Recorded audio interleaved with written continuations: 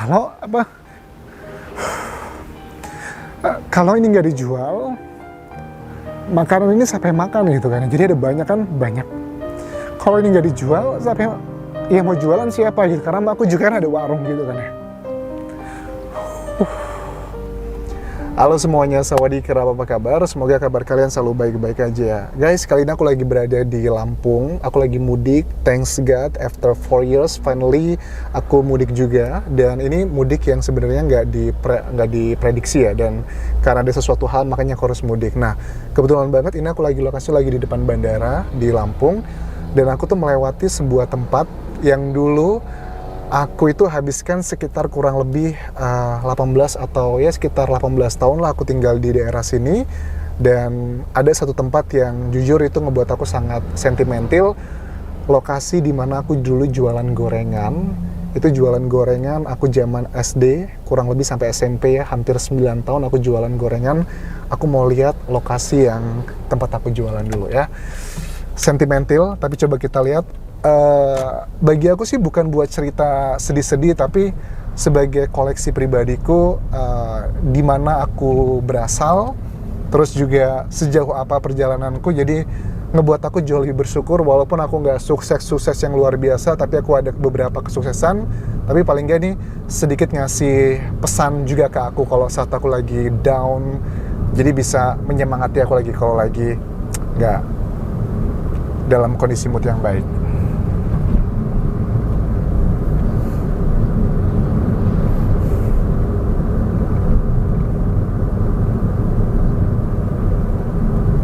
Agak melo sih ya. Tapi it's okay ya. Ini bukan untuk sedih-sedihan, tapi aku mau lebih ke ya nostalgia aja kali ya. Ini area-area yang aku dulu lewati nih ya di sini.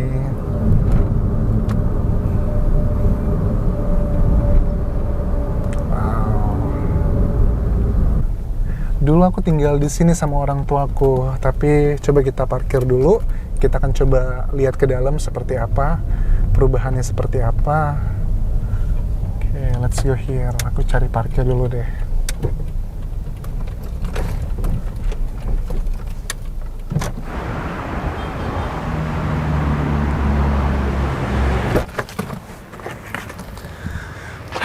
Akhirnya.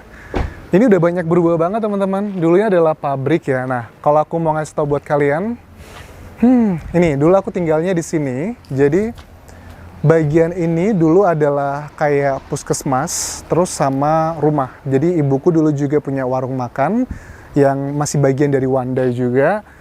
Kita dikasih sewa gitu ya, tempat tinggal gitu. Jadi sekarang udah berubah jadi perumahan. Terus kalau ini dulu ya, dulu ini bagian apa ya? Ini dulu adalah tempat gudang-gudang kayu. Jadi gudang-gudang kayu semua di sini. Aku biasanya kalau jualan ya, jualan tuh adalah berangkatnya itu jam berapa ya?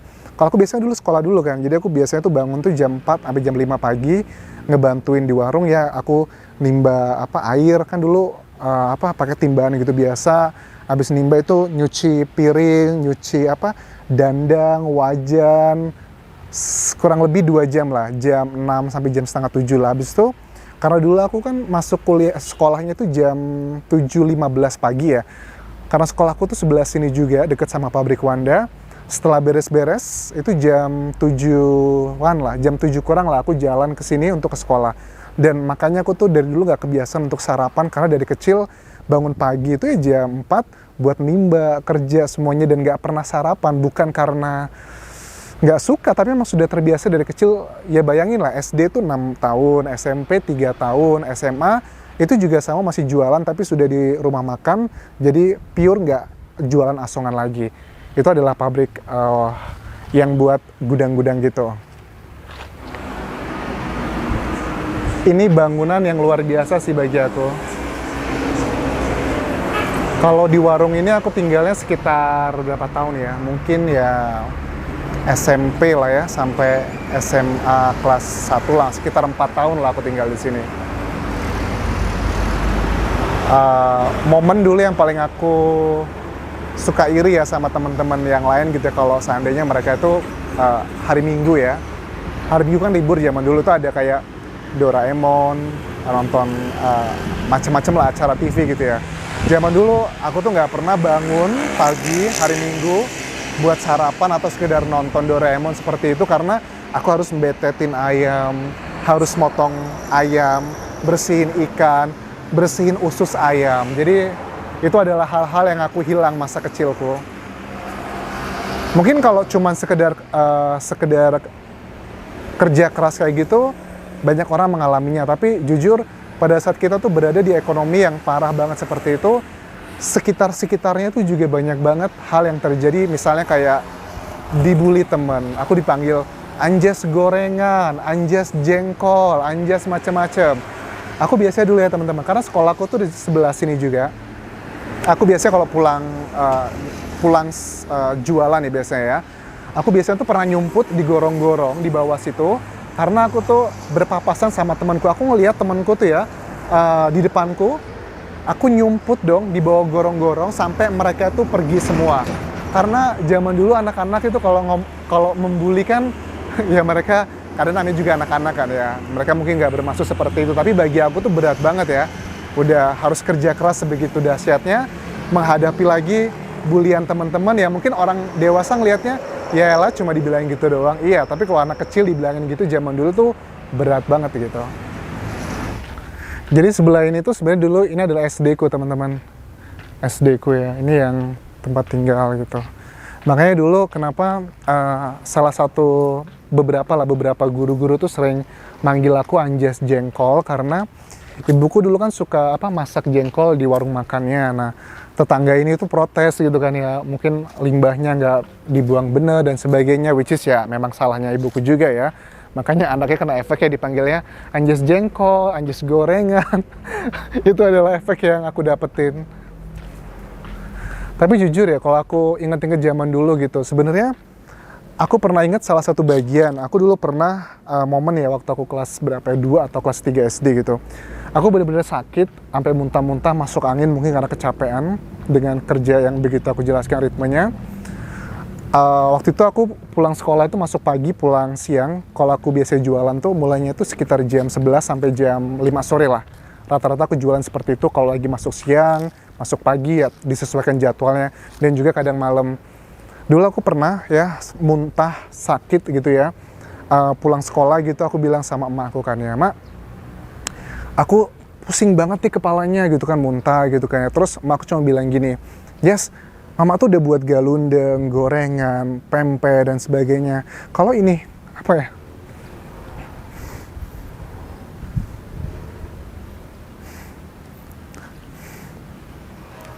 Oh my god, I mean, kalau apa ya namanya, kalau enggak,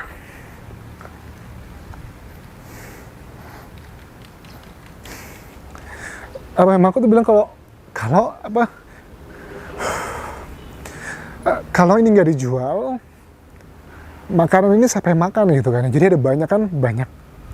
Kalau ini nggak dijual, siapa yang ya mau jualan siapa gitu, karena aku juga kan ada warung gitu kan ya."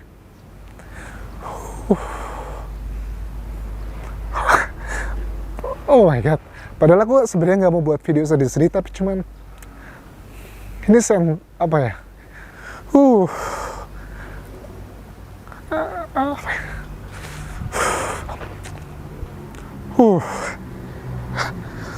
Oke, sudahlah. Sebenarnya aku nggak mau buat sedih-sedihan, tapi apa ya, nggak tahu nih, kayak alam bawah sadar aja ya. Tapi ya, it's okay lah.